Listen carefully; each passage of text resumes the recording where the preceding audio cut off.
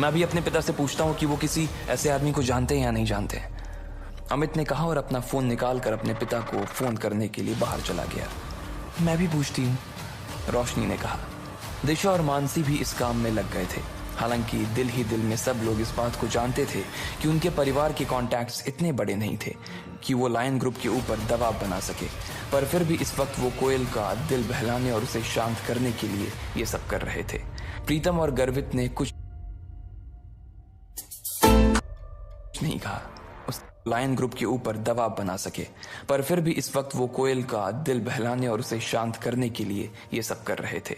प्रीतम और गर्वित ने कुछ नहीं कहा, उसके पास कोई कनेक्शन नहीं था। लकी, जो कि कब से चुपचाप एक कोने में खड़ा था, उसने कोयल की ओर देखा और बोला, चिंता मत करो, तुम्हारी और तुम्हारी फैमिली की प्रॉब्लम जल्द ही सॉल्व हो जाएगी। लकी के मुंह से ये बात सुनकर कोयल थोड़ा चौंक गई थी और वो उसी की ओर देखने लगी। जब वो रो रही थी तो उसे पता ही नहीं चला कि लकी भी उसे चुप करवाने के लिए आया हुआ था। लकी को उसने अभी देखा था और देखते ही उसने अपनी नाक साफ करते हुए पूछा, तुम भी आए हो? लकी ने सिर्फ उसकी बात सुनी और जवाब में हाँ में गर्दन हिला दी। जिस तरह से वो लकी को देख रही थी, उसे लग नहीं रहा था कि वो इस वक्त उसे इस कमरे में देखना चाहती थी। कल वो भले ही उसके लिए वहां खड़ा हो गया था, लेकिन फिर भी कोयल का उसके लिए जो गुस्सा था वो पूरी तरह से शांत नहीं हुआ था। कोयल, लकी भी तुम्हारी मदद करने के लिए यहाँ आया यार। वो भी वही सोच रहा है जो हम सब सोच रहे हैं। उसे भी तुम्हारी उतनी ही चिंता है जितनी की हमें है। रोशनी ने लकी की ओर से जवाब देते हुए कहा। अच्छा, इसे भी चिंता है? अगर कल तुम वहां नहीं आते ना, तो मुझे वहां से उठकर नहीं जाना पड़ता। ना ही मैं वहां से उठकर जाती और ना ही मैं जल्दबाजी में मोहित से टकराती। अगर मैं मोहित से टकराती ही नहीं तो फिर तुम बीच में आकर हीरो नहीं बनते। तो बताओ, क्या यह सब होता? बोलो। कोयल ने लकी की ओर देखते हुए उससे पूछा। इससे पहले कि वो कुछ कह पाता, कोयल का पारा और भी गर्म हो गया था।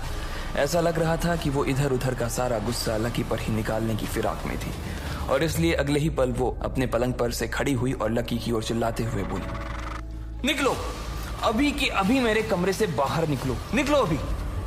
कोयल, ये तुम्हें क्या हो गया है? ये तो बेचारा तुम्हारी मदद करने के लिए यहाँ आया हुआ है और तुम होगी उसी के ऊपर बरस रही हो।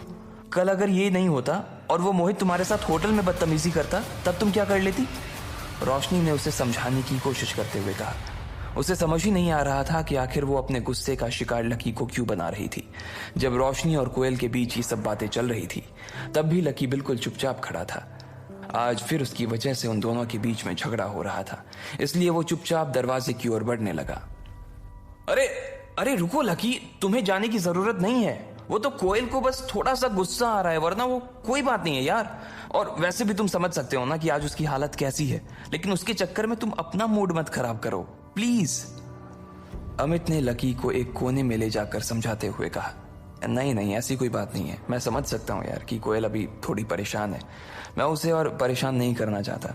तुम उससे जाकर कह दो कि चिंता करने की कोई बात नहीं है, अभी थोड़ी ही देर के अंदर सब कुछ ठीक हो जाएगा।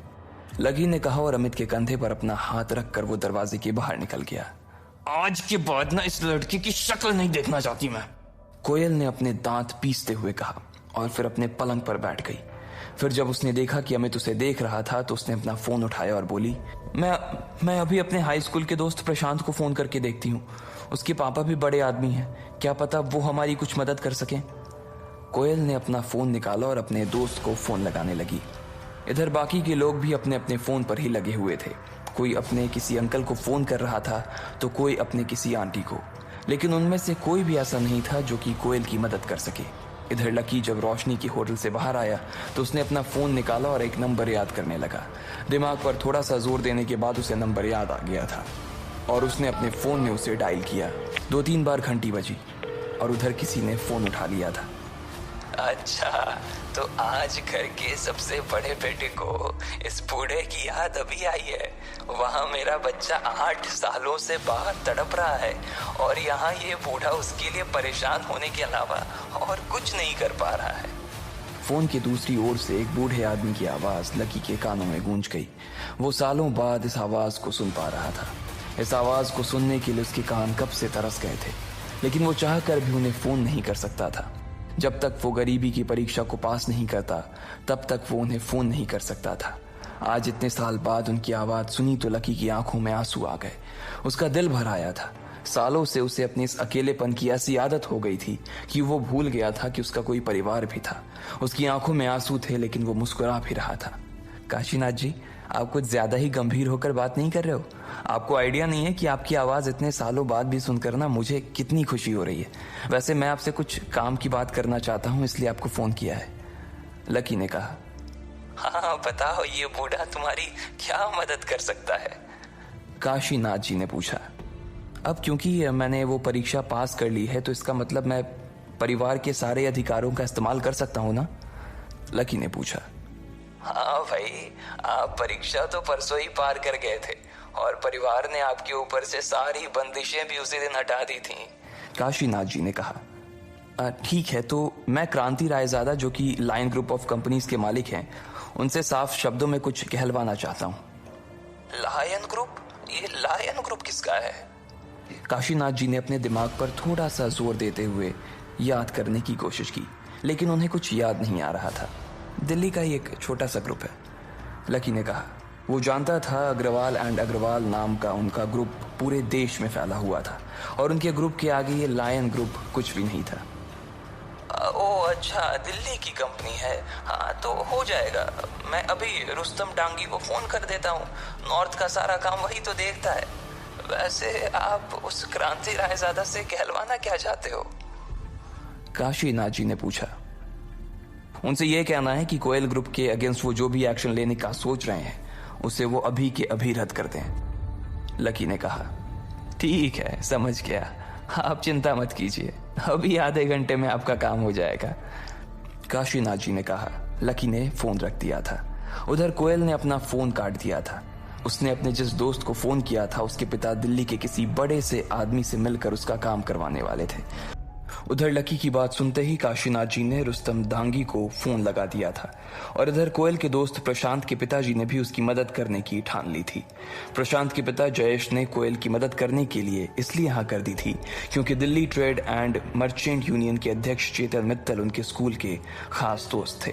अगर चेतन मित्तल ने इस मामले में क्रांति रायजादा को फोन भी कर दिया तो कोयल की सारी मुश्किल एक बार में ही हल हो जाती।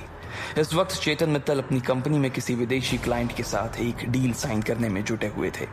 इस क्लाइंट से न सिर्फ चेतन मित्तल की कंपनी को बल्कि दिल्ली के हर छोटे बड़े व्यापारी को ढेर सारा फायदा होने वाला था। पूरा सौदा लगभग 1500 करोड़ रुपए का था। जब ये मीटिंग चल रही थी तभी चेतन मित्तल के कॉन्फ्रेंस रूम का दरवाजा खुला और उनका सेक्रेटरी हॉल के अंदर आ गया। इस तरह से अपने सेक्रेटरी को बीच में घुसते देखकर चेतन मित्तल को बहुत गुस्सा आ रहा था। उसके आने की वजह से बाकी लोग भी परेशान हो रहे थे। उनकी नजर में ये बहुत बुरा व्यवहार था। सेक्रेटरी भी इस बात को अच्छी तरह से जानता था, मगर फिर भी उसके पास अंदर आने के अलावा कोई चारा नहीं था। सर, एक बात करनी थी आपसे, सेक्रेटरी ने धीरे से चेतन मित्तल के पास आते हुए कहा। उसने भी हाँ में गर्दन हिला दी। इसके बाद सेक्रेटरी उसके करीब आया और उसके कानों में कुछ कहने लगा। जैसे ही चेतन मित्तल ने अपने सेक्रेटरी की बात सुनी, उसके चेहरे का रंग बदल गया और वो अपनी कुर्सी से खड़ा होकर बोला, मुझे माफ करना साथियों, लेकिन मुझे अभी किसी बहुत ही जरूरी काम के लिए यहाँ से निकलना पड़ेगा। हम इस डील के बारे में बाद में बात करेंगे। मैं जानता हूँ कि इस तरह की मीटिंग को बीच में छोड़कर जाना ठीक नहीं है, लेकिन आप लोग मुझे आज माफ कर देना प्लीज। इतना कहकर चेतन अपनी कुर्सी पर से उठा और दरवाजे से बाहर निकलने लगा। तब तक दूसरे पक्ष के अनुवादक ने उन अंग्रेजों को चेतन की बात समझा दी, जिस पर उन्होंने जवाब में कहा, चेतन जी, अगर आप इस तरह से डील के नेगोशिएशन में बीच में उठकर चले जाएंगे तो फिर आगे इस बारे में आपसे कोई बात नहीं करना चाहेगा। चेतन ने पलटकर देखा तो पाया कि उनका लीडर चेतन के इस व्यवहार से